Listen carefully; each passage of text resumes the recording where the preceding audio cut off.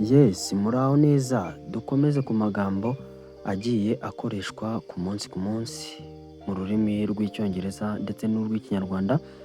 Ayo magambo bayita vocabulary, English kinyarwanda vocabulary. Twatangiye ku ijambo rya mbere, lynch risobanuye umukire. Lynchness, ubukire. Ijambo lynchness bisobanuye ubukire. Poor, umukene. Poverty, ubukene. Iyo bavuze poverty baba basobanuye ubukene. Full bisobanuye cyuzuye. Full, cyuzuye.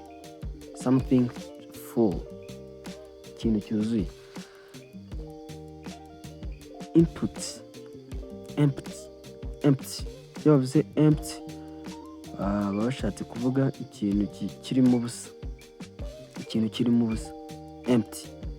Useful, iyo bavuze useful baba bashatse kuvuga gifite akamaro. Useful, gifite akamaro. Useless, ikintu kidafite akamaro. Useless, ikintu kidafite akamaro.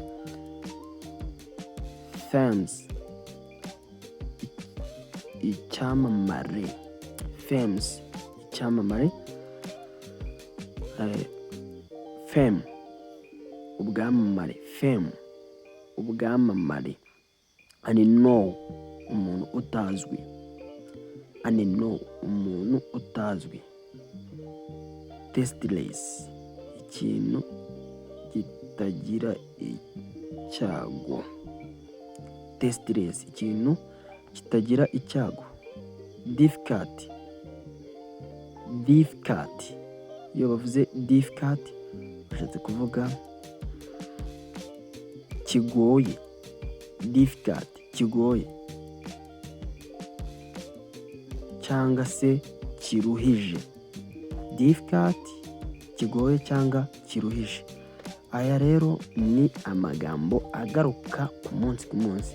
Icyo nagusaba ni ukukora flow ukazaza ugenda ukurikirana ku munsi.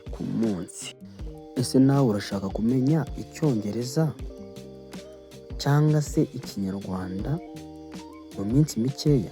Watangira nonaha ugatangira wiga, then ukazaza unkurikira ku mbuga zose ndazifite, yaba YouTube channel, yaba Instagram, yaba TikTok, yaba Facebook page. Hanyuma ahantu hose rero wazaza udukurikirana ukazaza ugenda ubona amagambo agenda agaruka umunsi ku munsi.